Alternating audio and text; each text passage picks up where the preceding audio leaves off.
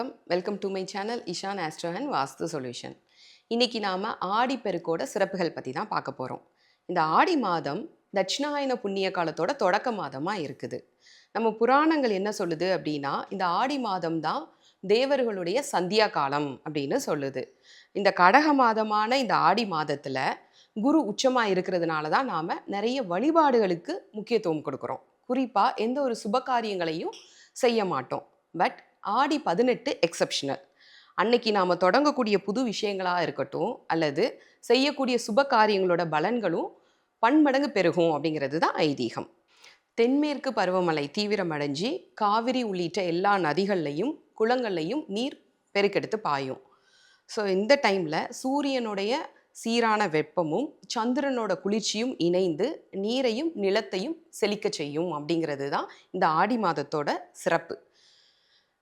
இந்த சூழ்நிலையில் நாம் விதைகள் விதைக்கும் போது அது ஆரோக்கியமாகவும் வேகமாகவும் வளரும். அதனால தான் நம்ம முன்னோர்கள் என்ன சொன்னாங்க அப்படின்னா, ஆடி பட்டம் தேடி விதை அப்படின்னு சொன்னாங்க. கடகராசியில் குரு பகவான் உச்சமாக இருக்கிறதுனால தான் சுமங்கலி பெண்கள் அந்த நதிக்கரையிலேயே உட்கார்ந்து தங்களுடைய மாங்கல்யத்தை புதுப்பிச்சுக்கிறாங்க. குருனா தங்கம், அதனால தான் ஆடிப்பெருக்கு அன்னைக்கு ஏதாவது ஒரு தங்க உருக்களும் தங்களோட தாலியில் அவங்க சேர்த்துக்கிறாங்க. இது எல்லாவித மாங்கல்ய தோஷத்தையும் நீக்கும். ஸோ இந்த வருட ஆடிப்பெருக்கு எப்போ வருது அப்படின்னா ஆகஸ்ட் 3ஆம் தேதி. அன்னைக்கு நம்ம கிரக நிலைகளை ஆராயும் போது கடக ராசியில் சூரிய பகவானும் குரு பகவானும் சேர்ந்து இருக்கிறாங்க. இது நமக்கு சிவராஜ யோகத்தை கொடுக்குது. அப்போ இந்த சிவராஜ யோகம் என்ன பலனை கொடுக்கும் அப்படின்னா, பெரும் புகழ், அரசாங்க யோகம், மட்டற்ற செல்வம், இந்த மாதிரி நிறைய பலன்களை கொடுக்கும். ஸோ அன்னைக்கு ஆரம்பிக்கக்கூடிய தொழில் முழுவதுமாக வெற்றி அடைஞ்சு நிலையான வருமானம் வரும். ஸோ வேறு எந்த மாதிரியான நல்ல விஷயங்கள் செய்யலாம் அப்படின்னா, பூமி பூஜை செய்யலாம். அதே மாதிரி திருமணம் சம்பந்தமான சுப பேச்சுவார்த்தைகளை தொடங்கலாம்.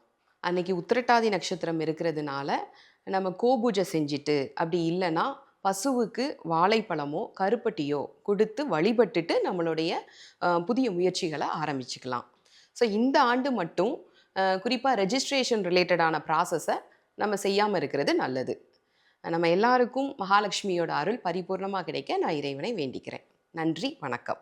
இஷான் ஆஸ்ட்ரோ வாஸ்து சொல்யூஷன் சார்பாக ஒருவருடைய ஜாதகத்தில் சூரிய பகவானையும் சந்திர பகவானையும் பலப்படுத்துவதன் மூலமாக அவங்க வாழ்க்கையில் வளமடையவும் கர்மவினை பயன்களிலிருந்து வெளியேறுவதற்குமான சூட்சுமங்களை கற்றுத்தரக்கூடிய கட்டண வகுப்பு நடைபெற உள்ளது. ஆர்வமுள்ளவர்கள் தொடர்பு கொள்ளவும். நன்றி, வணக்கம்.